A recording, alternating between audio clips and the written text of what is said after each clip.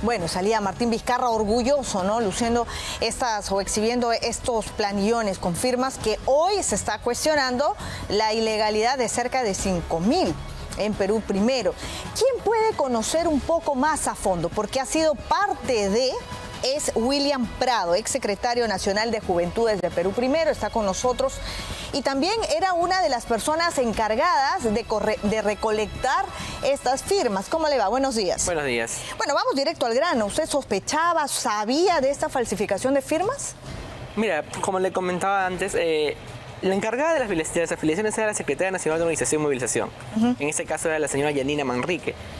Ella daba las órdenes. Claro, ella incluso en una reunión de CEN había acusado a un militante de San Juan de Urigancho, Jonathan Romaní, diciendo que había falsificado 1.500 firmas de puño y letra. Entonces, hay un previo, ¿no? O sea, y ella es la que en ese momento hubo... O sea, cuando usted dice que había un previo, quiere decir que ya era un rumor que habían firmas falsificadas. Claro, de puño y letra. ¿Y de qué año estábamos hablando? Estamos hablando del año 2022 inicios. Ok, desde el 2022 en el grupo político de Martín Vizcarra ya había el rumor interno de que se estaban falsificando firmas. Se estaban falsificando firmas. ¿Quién daba la orden en la recolección de firmas?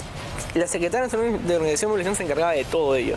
¿Qué es, Yanina? Es por estatuto de que ella se encarga de toda la recolección de afiliaciones, incluso así en su local, la Quinta Bolívar de Pueblo Libre, ¿no? Ajá, entonces estamos hablando de Yanina... Manrique Mancilla. Manrique. Ajá. ¿Y ella fue la que da la alerta a los demás sobre la falsificación de firmas? En teoría es la que da la alerta, pero también parecía que se fuera a lavarnos las manos, porque al final nunca lo denunció públicamente, o sea, lo denunció en un CEN cerrado.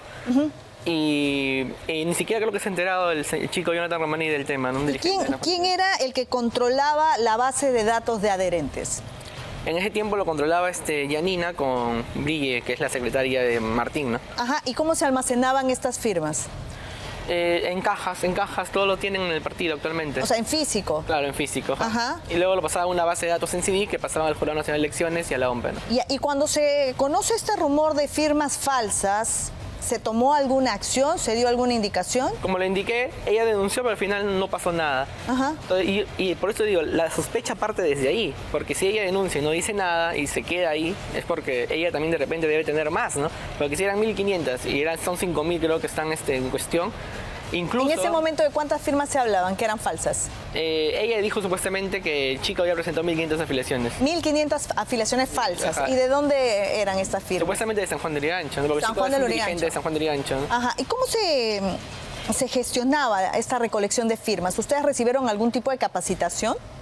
Mira, las afiliaciones se dirigía a todo el país, ¿no? Por ejemplo, ¿no? Cusco me tiene que traer 5.000, Lima 2.000, así, ¿no? O sea, era intercalado.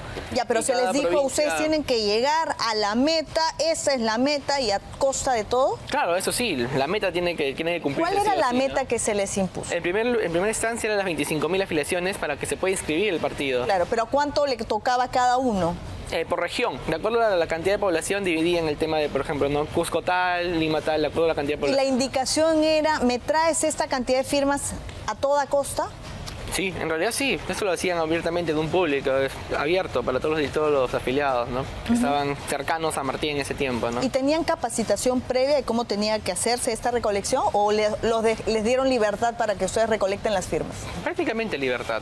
Pero no solo estamos hablando de 5.000 afiliaciones, ¿ah? Ojo que esas 5.000 son las que observó el jurado y observó las que se han detectado hasta ahora. Claro, la RENIET. Pero hay que acordarnos de las falsificaciones que de verdad han prosperado.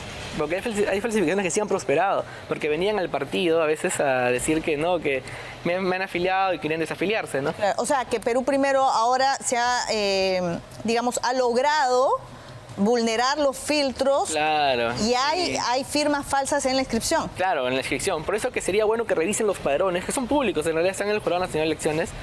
Revisen los padrones y a los que son válidos los llamen y les pregunten si es que de verdad lo han de verdad están afiliados, ¿no? Pero, ellos mismos han afiliado. ¿cuál era el incentivo que se le daba a cada uno de ustedes para que puedan llegar a la meta de firmas? Nosotros con el mismo del CEN, incentivo propio, ¿no? Pero sí, yo he escuchado por ahí rumores de que les pagaban 3 soles, 2 soles por firmas a veces, ¿no? 3 soles por cada firma que recolectaban. Cada afiliación, ¿no?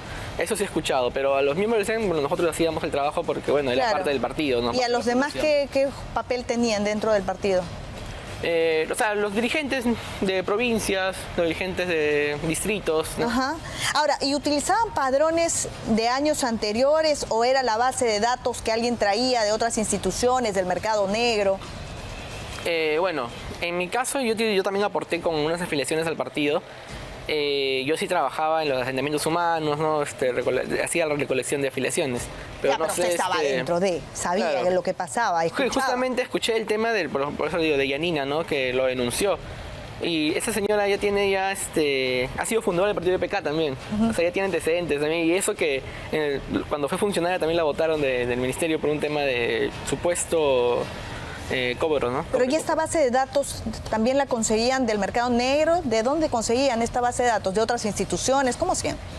La base de datos de las afiliaciones. Claro, lo que pasa es que una de las modalidades, uno de los modus operandi era traer esta base de datos y a partir de la base de datos desde la pantalla alguien para la falsificación de firmas. Falsificaba las firmas, ¿no? De hecho que lo deben haber conseguido en el mercado negro. Eso sí, no tengo información oficial, pero sí le puedo decir. Oficial, ¿y la extraoficial cuál es? La extraoficial es la que le dije, ¿no? Del tema de que habían denunciado un hecho que nunca se hizo público y que nunca lo pasaron ni siquiera por comisión de ética ni de CEN. O sea, y eso es sospechoso, ¿no? Ahora, ¿quién financiaba esta logística para la recolección de firmas?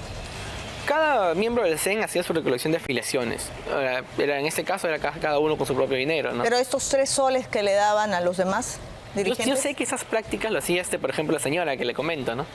Yo sé que esas prácticas las hacía ella, ¿no? De que cada dirigente le pagaba tal por las afiliaciones que le daban, ¿no? Ahora, ¿y cómo era el ambiente por dentro? O sea, Martín Vizcarra, ¿qué papel jugó en toda esta recolección de firmas? Y el rumor de las firmas falsas, ¿no? Algo que yo he demostrado, y por eso estoy denunciando la ilegalidad partidaria del partido por conductas antidemocráticas, es que nada se hace en el partido sin que Martín sepa. Así que todos los miembros del CEN le informan a él. Entonces, todas las firmas que se recolectaban, ¿estos informes los aprobaba Martín Vizcarra? Sí, yo estoy muy seguro de que porque en el CEN, incluso que la señora se quejó de las afiliaciones falsas, lo sabía Martín. O sea, porque Martín estaba en ese CEN, o sea, Martín participaba en los CEN. O sea, Martín Vizcarra sí sabía que ya habían firmas falsas. Claro, que había una denuncia por eso, y al final Yanina nunca lo hizo público, como digo, o sea, nunca lo puso como ni siquiera a la comisión de ética del partido. O sea, nunca lo sometió a nada, ¿no? ¿Y el otro entorno cercano? ¿El hermano también estaba dentro? En ese tiempo no estaba el hermano viene recién en el 2023. Ajá. Ahí se incorpora con el tema, participaba a veces, pero en comidas, no en tema político. ¿Y cómo era el ambiente por dentro? ¿No? Sabiendo que Martín Vizcarra era el que le daba ok a todas las firmas que llegaban a Perú Primero, ¿qué ambiente se vivía? ¿Era de miedo? ¿Era de presión? ¿Había que llegar a la cantidad de firmas como sea? De presión de todas maneras, porque como le comento, se tiene que llegar a la meta porque, o sea, si es que no como que trabajaban el dedo o algo así, ¿no? O sea, era una obligación prácticamente llegar a ese punto. Entonces, por ahí también puede ser que la gente en su desesperación hayan falsificado las firmas, ¿no? Ahora, son 5.000 firmas que ha detectado, como usted mismo dice, el Jurado Nacional de Elecciones. Pero que hay otras que usted me dice que no las han detectado. Claro, que han pasado. Y es por eso que la gente buscan el ROT y se da y su DNI está registrado porque está afiliado al partido porque ha pasado, lo han falsificado bien, mejor dicho. Ajá. ¿Y cuántas de estas firmas serían las que han pasado los filtros? Yo creo que deberían haber un perito, ¿no? En estadística y que puedan hacer un muestreo de todo lo que están ahí afiliados en los padrones y por ejemplo, ¿no? De 100 que sea 50 y el 50% que sean falsas ya es un problema, ¿no? ¿Y quién era el contacto para que se lograra vulnerar al sistema electoral? ¿Qué nombre escuchó usted? La verdad es que yo nunca he visto un tema de manejo del Jurado Nacional de Elecciones, porque eso lo veía el personero legal, que era Carlos Illanes. Él iba directamente al jurado y él estaba ahí permanentemente. Y es muy amigo de Martín también, amigo de infancia incluso. Ha sido presidente de la DINI, si no me equivoco, en su momento. Entonces, él era el que veía todo el tema del jurado. Ahora, usted está denunciando a Perú Primero. Sí, pero porque ya no está. Estoy denunciando por ilegalidad partidaria por conductas antidemocráticas, porque Martín Vizcarra tomó decisiones arbitrarias.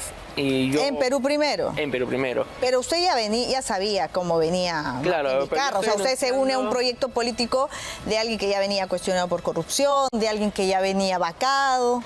Yo estoy denunciando con hechos propios, porque conmigo ha tenido conductas antidemocráticas en temas de elección, porque yo fui elegido por un Congreso Nacional Extraordinario. Entonces, donde A usted, Martín Vizcarra, en su momento no le ofreció nada.